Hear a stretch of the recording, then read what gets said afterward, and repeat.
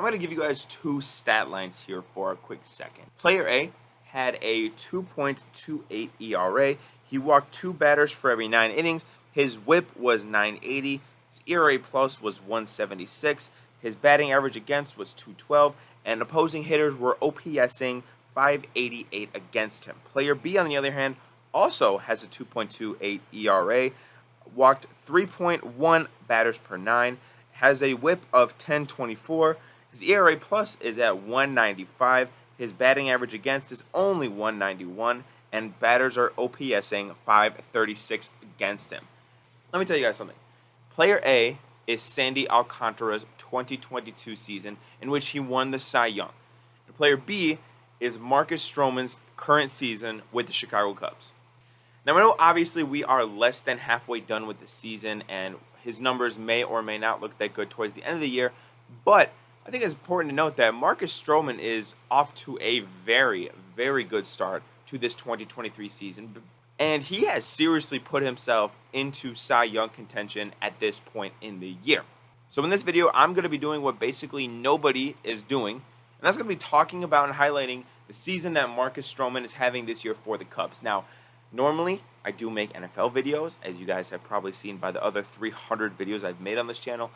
So, I did make a poll on the community tab to see if you guys would be wanting to get some MLB videos out of me as well, because I am a big baseball fan, and baseball season is currently going on, obviously. And I decided to try it. I decided, hey, I might as well make some baseball videos, see how it is, see how you guys are liking it. Maybe baseball is going to be more of a relevant topic. I don't want to get, I don't want to get burnt out by just making a bunch of NFL videos when the NFL season really isn't going on. So I'm going to throw my hat in the ring at some baseball videos. So you guys got to let me know in the comments down below how much you like it. And if you want to see more baseball videos, make sure to subscribe to the channel. I plan on making more baseball videos. If this video absolutely tanks, then maybe I'll reconsider. But I do hope to make more baseball videos for you guys. I think especially baseball videos, the way that I've been making my NFL videos, I think I would kind of like to do that. I think that would be really cool. And, the Cubs are playing in London today against the Arizona Cardinals. So I thought, what better day to start my series on Marcus Stroman and talk about the season that he's having. So, yeah, that's what I'm going to do. I'm going to make some baseball videos, and I hope you guys enjoy them. But getting back to Marcus Stroman, it's important to know that the Cubs signed Marcus Stroman last year. And Marcus Stroman last season was not great, especially in like the first half of the year. He wasn't great. But I really do think that towards the end of the year and towards like the middle, after the All-Star break, essentially, he got a lot better. He ended the year with a 3.5 ERA and really looked to bounce back from what he had been early on in his Cubs tenure. And he has carried that momentum over to this year. Like I said in the beginning, he has been awesome this year. And there's a couple factors that we're going to talk about in this video, but he has really brought a energy and a sense of swagger to the Cubs that really didn't have that a couple years ago.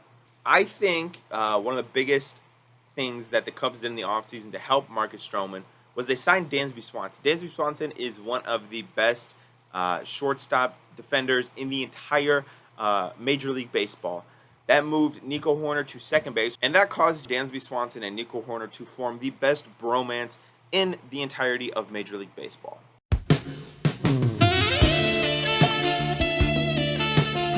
And that's good because that made sure that Nick Madrigal would not have any more line drives flying over his head. So up the middle, you have an excellent defensive group for Marcus Stroman, who is notoriously a ground ball hitter. This season, in fact, he is getting 60% of batted balls to be ground balls, which is phenomenal.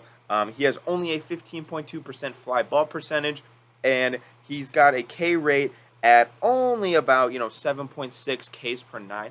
But strikeouts have never really been the name of the game for Marcus Stroman. It's really about putting the ball on the ground and letting the defense go to work, and that's what they've done. The defense has been great for the Cubs this year. Infield defense has been great for the Cubs this year, and Marcus Stroman has been making pitches, and he's been executing very, very well. So I mentioned a stat earlier in the video called ERA plus, and most of you guys, I'm sure, out there know what ERA is, but ERA plus is kind of an advanced stat, and it basically puts every pitcher on a level playing field, talking about their field conditions, talking about, the dimensions of the field, everything like that, and they spit out a number, and you honestly want as high of a number as possible. And 195, that is an awesome number. Keep in mind for a second that Wrigley Field is one of the most hitter-friendly parks in the entirety of baseball. Their porch is pretty short. Their home run fences are not very long compared to some other teams. They're also short, height-wise as well. And with the windy city nature of Chicago, it's harder to play defense and it's harder to execute good pitches when the ball is getting carried by the wind. It's not even forget to mention the ivy. The balls can get stuck in the ivy, stuff like that. So Wrigley is definitely a very hitter-friendly park. So for Marcus Stroman to be doing this in a ballpark like Wrigley, to me, is a very big deal. So to put in context, the amazing start that Marcus Stroman has had to this year. By the way, the All-Star voting is out right now, so if you guys want to go vote for Marcus Stroman, because by what I'm going to read you guys, he definitely deserves to be the National League starter. But let me read you this for a second. He is first in the National League in ERA. He's first in the National League in quality starts, which is when you throw for at least 6 innings and allow 3 or fewer runs. He is tied for first in wins with 9, being that he's on a sub-500 Cubs team. That's pretty impressive. He is first in the entirety of MLB in pitcher WAR, wins above replacement, and he is first in the National League in WHIP. Marcus Stroman has been awesome. He has had that swagger. He's been loud. He's been on Twitter beefing with our general manager. I mean, you love to see it. You know what I'm saying? And I think Marcus Stroman, with the trade deadline coming up and the Cubs is not being a playoff team at this time, there's some speculation that the Cubs would trade Marcus Stroman. And I would like to put my foot in the sand and say that I don't think that's a good idea.